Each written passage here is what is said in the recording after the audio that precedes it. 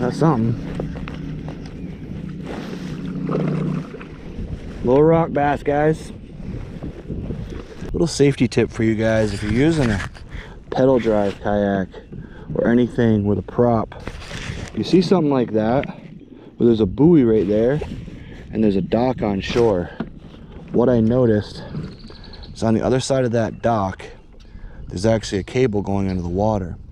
So a lot of people, when they put their rafts out, they use a cable and they tie it to their anchor so they can fish themselves back out to their dock or their raft in the springtime. That means there's a cable somewhere under that water. If you go through there with your pedal drive, it's possible you could get caught up on that cable. So don't go between the platform on the shore and that buoy, because you could end up getting something tangled up in your drive. Those decoys, or those real ducks? Those are decoys, I think.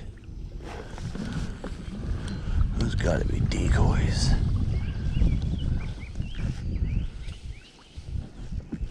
Yeah, those are decoys.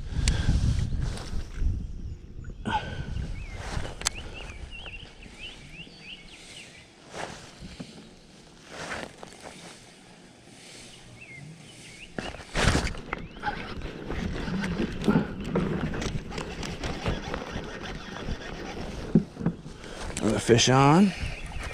Another rock bass. Pretty big one.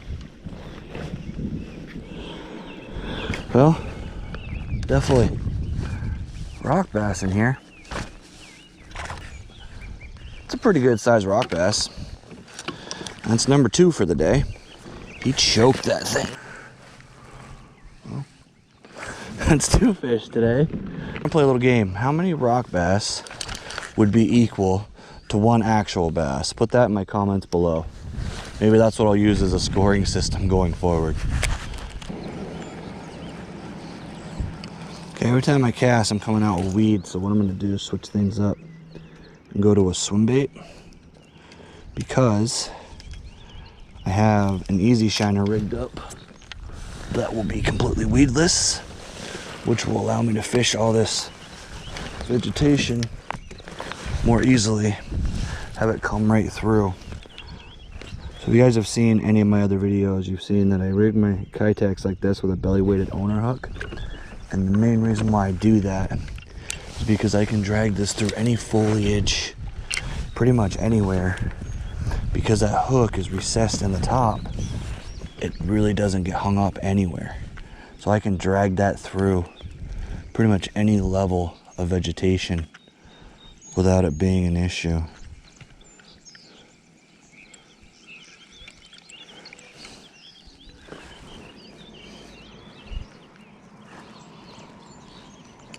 By working that bait slow with that belly weight, it keeps that bait just close to the bottom. It just hovers just above the bottom. It's really an effective bait. Probably one of my favorite baits to use, especially early when the fish are a little bit more finicky.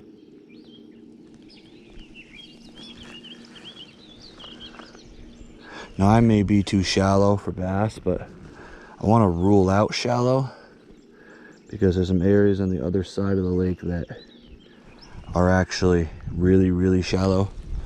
And if I rule out places that I know there normally is fish on this side, then I can rule out fish on the other side most likely as well. A lot of fishing isn't actually figuring out where the fish are.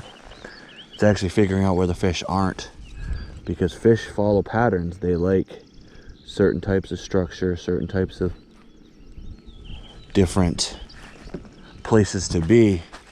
And as a general rule, if you find them on one, what we call pattern, they'll be on that pattern just about everywhere in the body of water you're fishing. So you can a lot of times eliminate water by not catching fish, which allows you to start looking for places that you know they're going to be.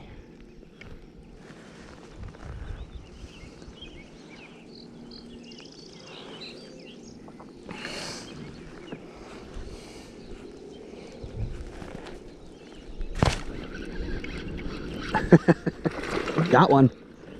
Good one, guys. Wow, that's a good one. Whoa. Come on, buddy, get out of there. Come here. That's a good one, guys.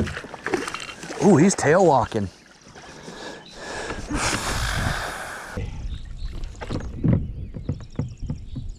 Kitech Easy Shiner, again, does its job. Check that out, guys.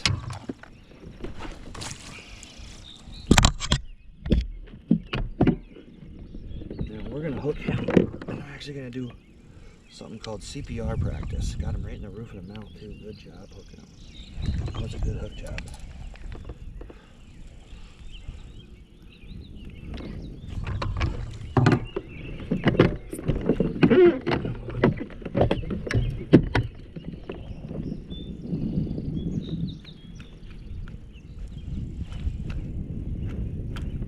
There. All right, buddy, you're gonna go for a swim for a minute.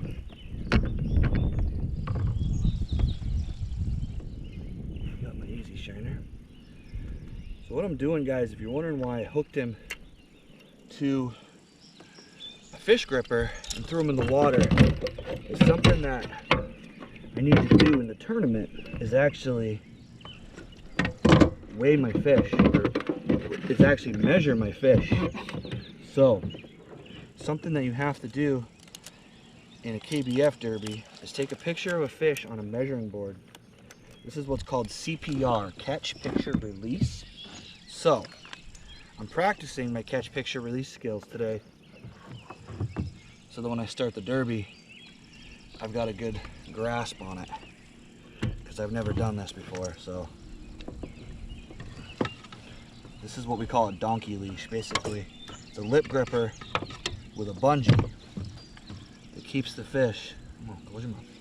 Close your mouth, buddy. Hey, close your mouth. Close. Close.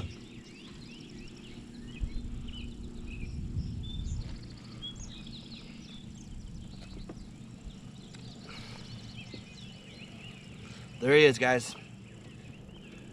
So for those of you who aren't familiar with the KBF fishing format, it's a pretty cool system. It's a month-long derby. You fish the entire month, and the 5 longest lengths combined is your total score. That's a limit, is 5 fish. What's cool is you submit the fish on an app, and it automatically removes and updates and upgrades your fish for you, so you don't have to figure out which fish you're culling and all of that.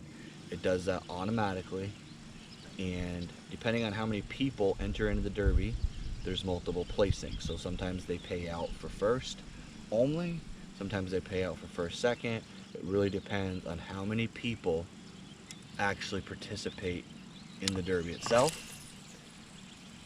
The way you actually submit your fish is on a measuring board. As you guys saw, I actually took a measuring board out, put the fish on it. There's specific rules about how you hold the fish, how you take the picture. Some of those rules are to prevent cheating, but a lot of those rules honestly are designed to protect the fish. The concept of KBF is really catch and release. It is just basically fun fishing with the opportunity to win money. So that's a really cool part of it, is that I get to still continue to do the same type of fishing I always do, but if I happen to catch 5 really good ones in a month, I could win some money.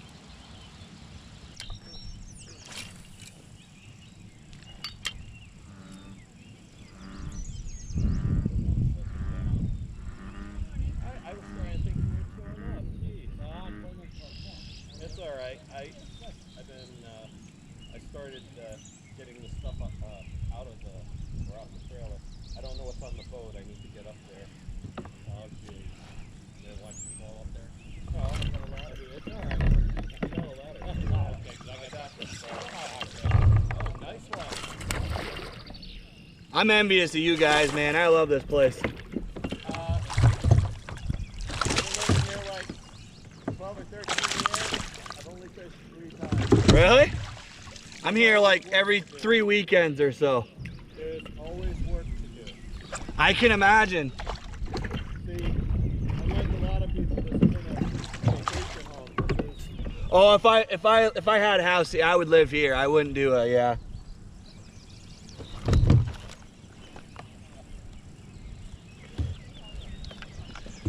I catch guys like this all day long. It's awesome. It's small. I don't have to deal with big boats. Yeah, it's a nice. Hey everyone. So I realized in the editing of this video that it is going to be super long. I still have a lot more fish catches on this trip to show you. So what I decided to do is I'm going to cut the video right here, and I'm going to do a part 2 that will be released tomorrow. I want to thank you for watching this video. I really appreciate everyone who's been watching and subscribing to my channel, and I guess for now, to be continued.